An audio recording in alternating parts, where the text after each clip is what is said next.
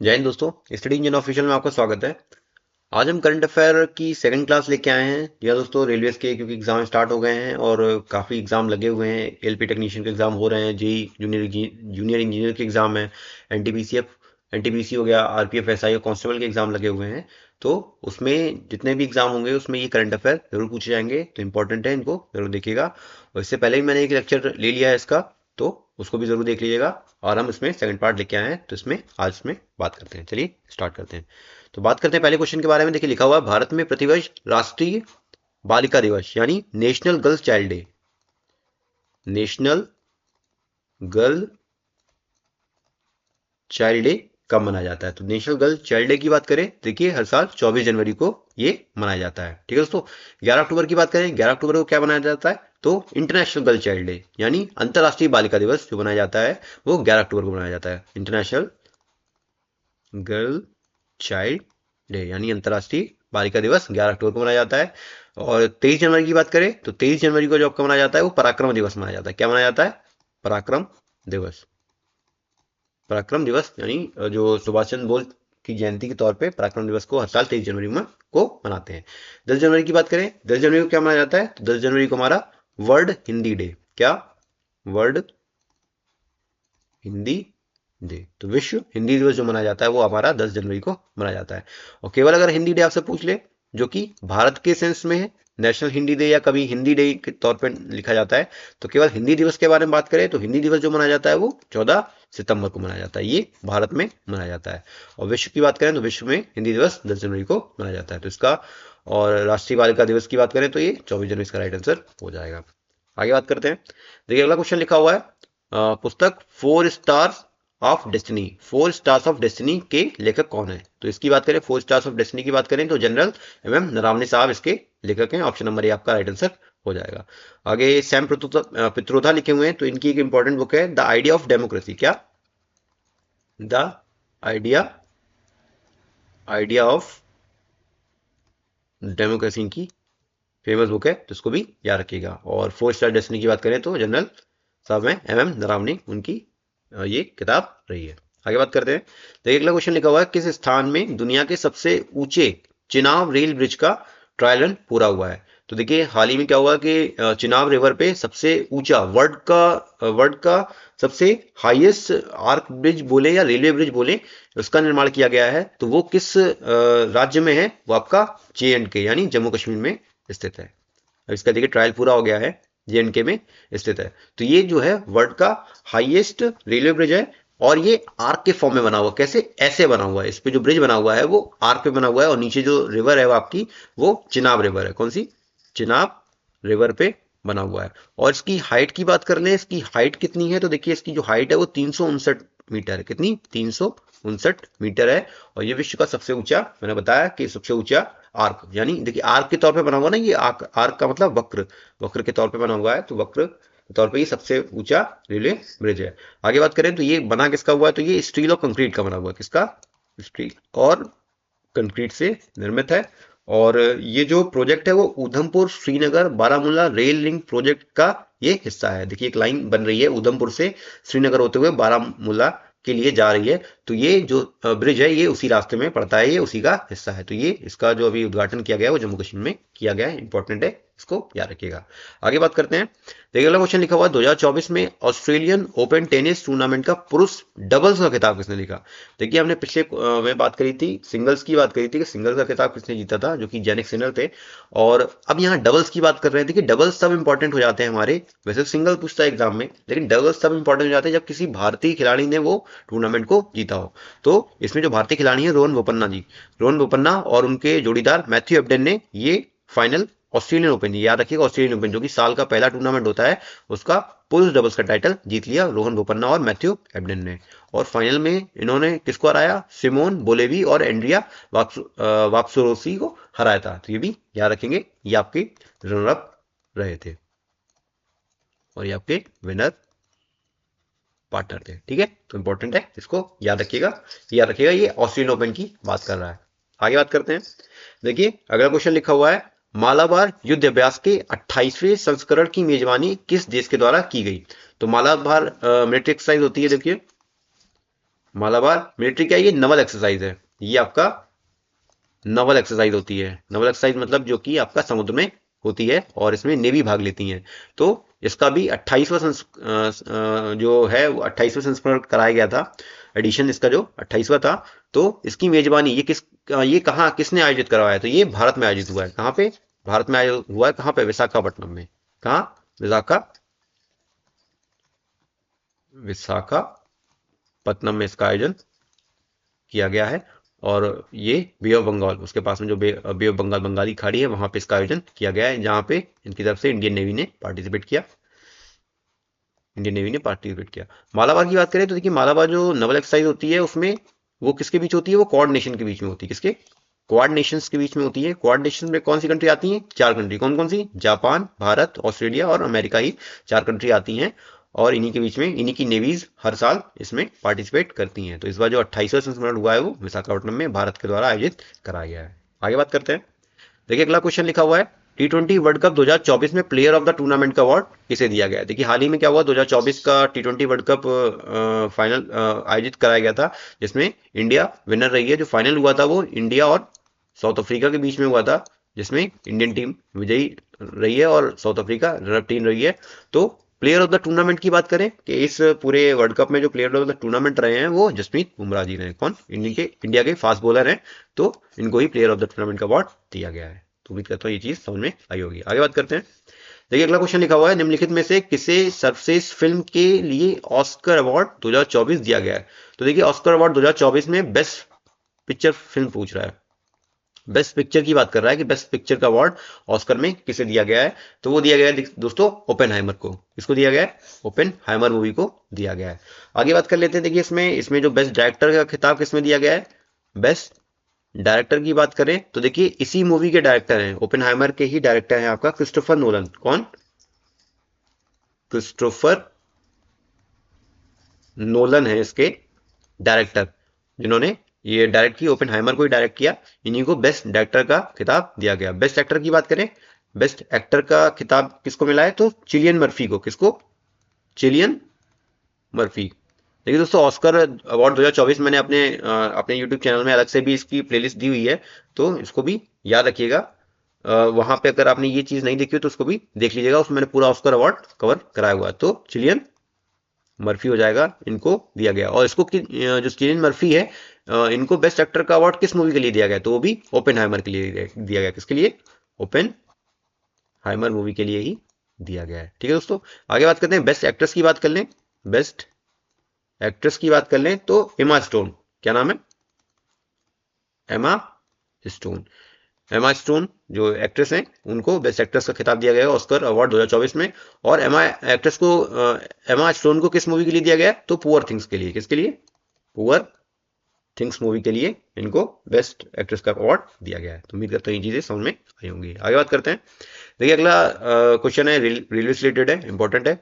Vande Bharat express train का संचालन करने वाली पहली महिला लोको पायलट कौन बनी। देखिए अभी तक क्या था, वंदे भारत ट्रेन अब तो काफी कॉमन हो गई है, इसको तो नॉर्मली सारे लोको पायलट चला रहे हैं। लेकिन वंदे भारत एक्सप्रेस ट्रेन को चलाने वाली पहली फीमेल लोको पायलट कौन है, तो फीमेल लोको पायलट जो है वो सुरेखा यादव जी है। कौन, ऑप्शन नंबर डी, यानी आपका सुरेखा यादव जी पहली महिला लोको पायलट बन गई हैं जिन्होंने वंदे भारत ट्रेन का संचालन किया है। तो इसको भी याद रखिएगा, इंपॉर्टेंट है।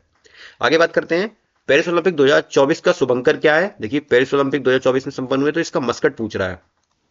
इसका मस्कट पूछ रहा है कि पेरिस ओलंपिक 2024 का मस्कट क्या है, तो फ्रिजियन टोपी। कौन सी, फ्रिजियन टोपी इसका मस्कट रहा है। ठीक है दोस्तों, और बात करते हैं चेन चेन कॉन्ग क्या है। देखिए जो आपका एशियन 19th एशियन गेम हुए थे, 19th एशियन गेम्स हुए थे जो कि 2022 में होने थे, लेकिन 2023 में कराए गए पेंडेमिक की वजह से।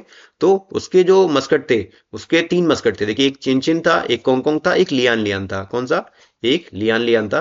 तो ये 3 नाम थे। तो ये 3 नाम है वो 19 एशियन गेम 2023 के मस्कट रहे हैं। और मिराई तोबा की बात करें तो टोक्यो ओलंपिक जो 2020 में हुए थे, टोक्यो ओलंपिक्स जो हुए थे 2020 में, ये मिराई तोबा उसका मस्कट रहा है। तो याद रखिएगा कि जो फ्रीजन टोपी है वो किसका मस्कट था, पेरिस ओलंपिक 2024 का मस्कट रहा है। आगे बात करते हैं। देखिए अगला क्वेश्चन लिखा हुआ है, रेलवे सुरक्षा बल यानी आरपीएफ के नए महानिदेशक डीजी कौन बने हैं? तो आरपीएफ की बात करें तो आरपीएफ के जो नए डीजी बने हुए हैं वो मनोज यादव जी बने। कौन है? मनोज यादव जी बने हुए हैं। इंपॉर्टेंट है, इसको याद रखिएगा। आगे बात कर लेते हैं संजीव खन्ना जी की। तो संजीव खन्ना जी की बात करें तो ये अभी न्यू सीजीआई बने हैं। कौन? न्यू सीजीआई यानी चीफ जस्टिस ऑफ इंडिया बने हैं। इससे पहले सीवाई चंद्रचूड़ जी थे, जिनका अभी 10 नवंबर को हाल ही में कार्यकाल समाप्त हुआ था। उनकी जगह संजीव खन्ना जी को नया चीफ जस्टिस ऑफ इंडिया बनाया गया। तो ये भी क्या रखिएगा। अनिल चौहान जी की बात करें तो अनिल चौहान जी कौन है? सीडीएस है। कौन है? Chief of defence staff. Chief of defence staff कौन है? अनिल चौहान जी है। राहुल नवीन की बात करें, राहुल नवीन जी कौन है? तो ये डायरेक्टर है ईडी के। किसके? ये हैं डायरेक्टर ऑफ ईडी। ईडी क्या होता है? ईडी होता है आपका इन्फोर्समेंट डायरेक्टरेट। इन्फोर्समेंट डायरेक्टरेट के जो डायरेक्टर हैं वो राहुल नवीन जी को बनाया गया है। तो यहाँ पे याद रखिएगा कि आरपीएफ के जो डीजी हैं मनोज यादव जी बने हैं। आगे बात करते हैं। देखिए अगला क्वेश्चन है, बुकर पुरस्कार 2024 का विजेता कौन है? तो बुकर पुरस्कार की बात करें जो 2024 में दिया गया है वो हाल ही में, वो किसको मिला है? वो सामंता हार्वे जी को दिया गया है। किसको? सामंता हार्वे जी दिया गया है। ये एक फीमेल हैं और ये ब्रिटिश राइटर हैं। कहाँ की? ब्रिटेन की रहने वाली ब्रिटिश राइटर है। इनका एक नॉवेल था जो कि साइंस फिक्शन था, मतलब एक साइंस से रिलेटेड एक नॉवेल था इनका, जिसका नाम था ऑर्बिटल। क्या नाम था? ऑर्बिटल। ऑर्बिटल इसका नाम था। तो ये भी याद रखिएगा। तो इस ऑर्बिटल के लिए, ऑर्बिटल जो इनका क्या नॉवेल है जो कि एक साइंस फिक्शन बेस्ड है, तो इस ऑर्बिटल के लिए समंता हार्वे जी को बुकर प्राइज 2024 से सम्मानित किया गया। तो ये भी याद रखेंगे। आगे बात करते हैं। देखिए अगला क्वेश्चन आपका लिखा हुआ है, वर्ष 2024 में कौन सी लोकसभा के लिए चुनाव आयोजित कराए गए? तो आपने अभी देखा कि अभी लोकसभा चुनाव हुए थे, तो कौन सी लोकसभा थी? वो 18वीं लोकसभा थी। कौन सी? 18वीं लोकसभा के चुनाव इस बार 2024 में कराए गए, जिसमें जो कितने फेज में हुए? 7 चरण में करवाए गए, जिनकी शुरुआत 19 अप्रैल से हुई थी। 19 अप्रैल से हुई थी और 1 जून तक ये 7 फेज में कराए गए। रिजल्ट की बात करें तो रिजल्ट कब आया इनका? 4 जून को रिजल्ट आया। अच्छा सीट्स कितनी थी? 543 लोकसभा सीट्स के लिए इनके चुनाव कराए गए। ठीक है दोस्तों। तो बहुमत की बात करें तो बहुमत इसमें किसको मिला? एनडीए। एनडीए जो कि बीजेपी का अलायंस है, तो एनडीए को बहुमत मिला, जिसमें इनको 293 सीट मिली 543 सीट में से, जिसमें बीजेपी को कुल कितनी सीटें मिली? 240 सीटें मिली। और इनके थ्रू पीएम जो बने वो नरेंद्र मोदी साहब फिर से पीएम बन गए। ठीक है दोस्तों। तो ये भी याद रखिएगा।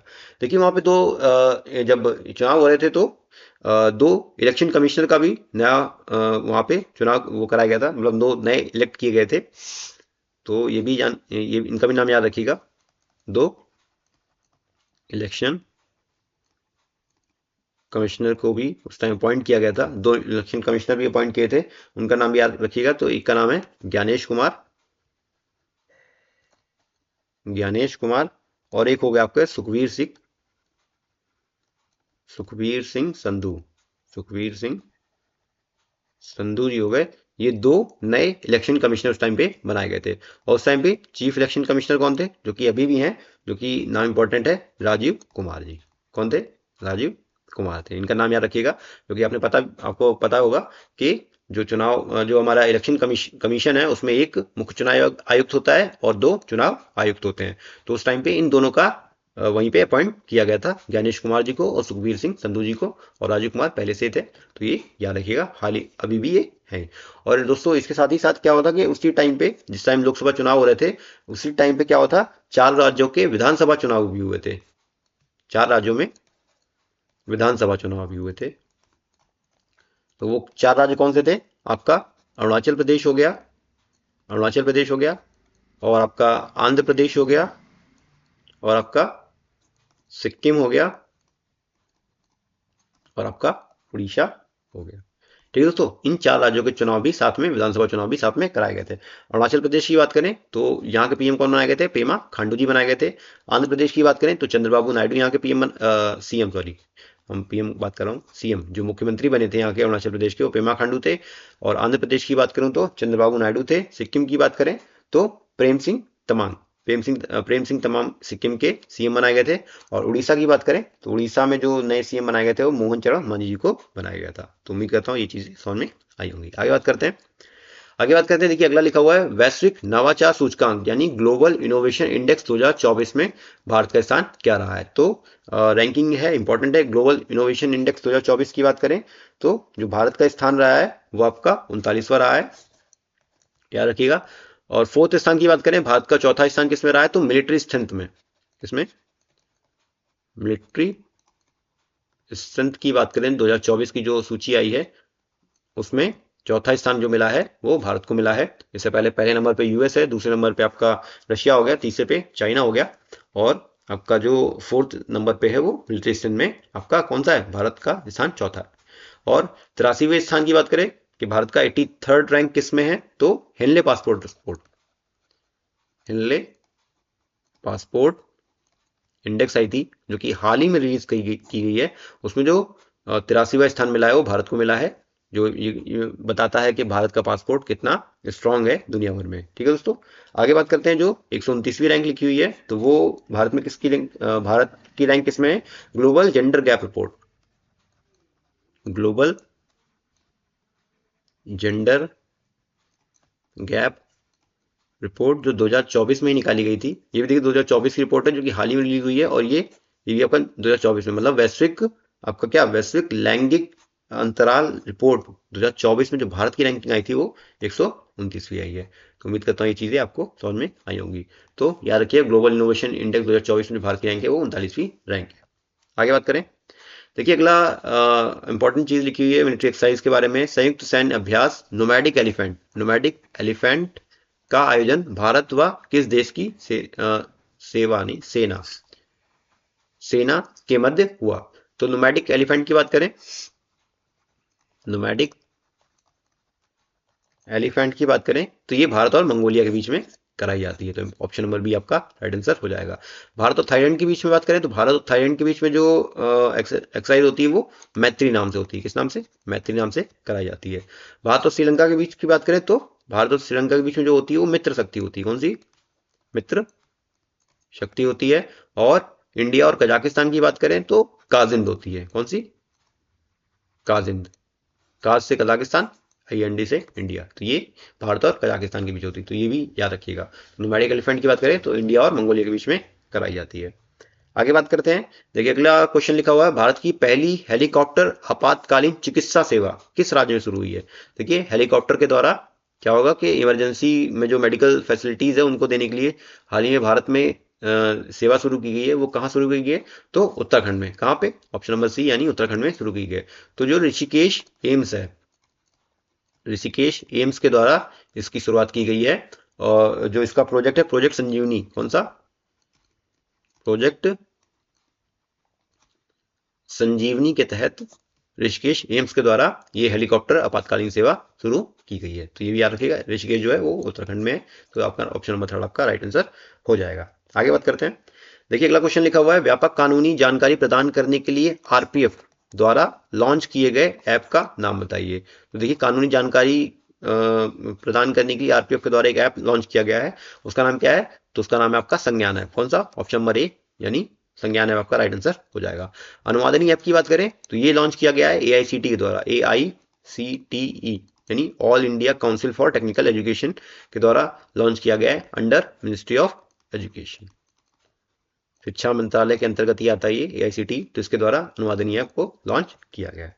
आगे बात करते हैं, देखिए अगला क्वेश्चन लिखा हुआ है तीसरे लता दीनानाथ मंगेशकर पुरस्कार से किसे सम्मानित किया गया है। तो देखिए अभी ये क्या हुआ, तीसरी बार मिला है, इससे पहले 2 बार और मिल चुका है। तो तीसरी बार जो इसके विनर रहे लता दीनानाथ मंगेशकर पुरस्कार के वो रहे अमिताभ बच्चन साहब। तो अमिताभ बच्चन जी को तीसरा लता दीनानाथ मंगेशकर पुरस्कार दिया गया। पहले सबसे पहला कौन था इसका रेसिपिएंट, मतलब सबसे पहले लता दीनानाथ मंगेशकर पुरस्कार किसे दिया गया, तो नरेंद्र मोदी साहब को पहले जो रेसिपिएंट थे। सेकंड जो रेसिपिएंट बनी वो आशा भोसले जी थी। ठीक है, पहली बार इनको मिला, सेकंड टाइम इनको मिला, और थर्ड टाइम जो मिला है, जो अभी मिला है वो अमिताभ बच्चन साहब को मिला है। तो ये भी याद रखिएगा। आगे बात करते हैं, देखिए अगला क्वेश्चन लिखा हुआ है आपका 70वें राष्ट्रीय फिल्म पुरस्कार, मतलब नेशनल फिल्म अवार्ड यहाँ पे बात कर रहा है, नेशनल फिल्म्स अवार्ड्स की बात कर रहा है, में किस फिल्म को सर्वश्रेष्ठ फीचर फिल्म का पुरस्कार मिला। तो बेस्ट फीचर फिल्म की बात कर रहा है तो वो अट्टम को मिला। किसको, अट्टम, बेस्ट फीचर फिल्म का जो अवार्ड मिला वो अट्टम को दिया गया। आगे बात करें कि इसमें जो बेस्ट एक्टर थे वो किसको मिला। बेस्ट एक्टर की बात करें तो आपका ऋषभ शेट्टी, क्या नाम है, ऋषभ शेट्टी को दिया गया। इनकी मूवी थी कंतारा, किसके, कंतारा के लिए दिया गया। बेस्ट एक्ट्रेस की बात करें, बेस्ट एक्ट्रेस का खिताब दो लोग को मिला। किसको किसको मिला, दो लोग को मिला। एक थी नित्या मेनन, नित्या मेनन, और एक थी आपका मानसी पारेख, मानसी पारेख। तो दो लोग को आपका बेस्ट एक्ट्रेस का खिताब दिया गया। आगे बात करें कि बेस्ट हिंदी फीचर फिल्म की बात करें, ये बेस्ट फीचर फिल्म थी। देखिए बेस्ट हिंदी फीचर फिल्म की बात करें तो ये गुलमोहर को मिला। किसको, best Hindi feature film, best Hindi feature film की बात करें तो गुलमोहर को इससे सम्मानित किया गया। और दादा साहब फाल्के इंपॉर्टेंट है, इस साल का दादा साहेब फाल्के अवार्ड जो दिया गया वो मिथुन चक्रवर्ती साहब को दिया गया। किसको, मिथुन चक्रवर्ती साहब को दिया गया। तो ये भी इंपॉर्टेंट, इसको भी याद रखिएगा। आगे बात करते हैं। देखिए अगला क्वेश्चन लिखा हुआ है, हाल ही में प्रेम सिंह तमांग किस राज्य के मुख्यमंत्री बने। तो प्रेम सिंह तमांग की बात करें तो ये सिक्किम के मुख्यमंत्री बने हैं। उड़ीसा को मैंने बताया था आपको, उड़ीसा के मुख्यमंत्री कौन थे, मोहन चरण मांझी जी थे। राजस्थान की बात करें तो राजस्थान के मुख्यमंत्री कौन है, भजन लाल शर्मा जी। बात ठीक है। अरुणाचल प्रदेश की बात करें तो इनके जो सीएम है वो कौन है, पेमा खांडू जी। आगे बात करते हैं। देखिए अगला क्वेश्चन है हमारा, ऑस्ट्रेलियन ओपन 2024 टेनिस टूर्नामेंट में महिला सिंगल का खिताब किसने जीता। देखिए दोस्तों, अभी हमने उसमें पुरुष उसमें बात करी थी, ऑस्ट्रेलियन ओपन में जो पुरुष डबल्स में बात करी थी वो बात करी थी। अब हम बात करेंगे महिला सिंगल्स का टाइटल की बात करें तो महिला सिंगल्स का टाइटल जीता वो अरेना सबलंका ने जीता। किसने जीता, अरेना सबलंका ने जीता। एगा स्वियाटेक की बात करें तो एगा स्वियाटेक ने जीता जो फ्रेंच ओपन का title, French open women singles का, वुमेन सिंगल्स 2024 का टाइटल जो जीता वो एगा स्वियाटेक ने जीता। उसके बाद विंबलडन की बात करें तो विंबलडन का जो खिताब जीता है वो जीता है बारबोरा, लिख देता हूं मैं। देखिए विंबलडन का खिताब जो जीता है वो बारबोरा बारबोरा कृशिकोवा, कृशिकोवा ने विंबलडन वुमेन सिंगल 2024 का टाइटल जीता है। आगे जो लास्ट यूएस ओपन होता है, यूएस ओपन 2024 में वुमेन सिंगल का टाइटल किसने जीता है, वो भी जीता है तो अरेना सेवलेंका ने जीता है। ये भी इन्हीं ने जीता है। तो यूएस ओपन हो गया और ऑस्ट्रेलियन ओपन हो गया, ये किसने जीता है, अरेना सेवलेंका ने जीता है। फ्रेंच ओपन जो वुमेन्स टाइटल जीता है वो एगा स्वियाटेक ने जीता है, और विंबलडन जो जीता है वो बारबोरा कृशिकोवा ने जीता है। और मैंने पुरुष एकल्स का भी बताया था कि जो पहला और लास्ट है, मतलब ऑस्ट्रेलियन है और यूएस है, वो जीता है आपका जेनिक सिनर ने। और जो आपका फ्रेंच ओपन है, विंबलडन है, वो कार्लोस अल्कराज ने जीता है। तो भी ये मैंने देखिए पिछले लेक्चर में कराया था, उम्मीद करता हूँ वो आपने देखा होगा। तो दोस्तों उम्मीद करता हूँ आज का सेशन आपको पसंद आया होगा। सेशन पसंद आया तो सेशन को लाइक करिएगा, चैनल को सब्सक्राइब करिएगा, और अगर पिछला वाला सेशन नहीं देखा है तो उसे भी जरूर देख लीजिएगा। Thank you.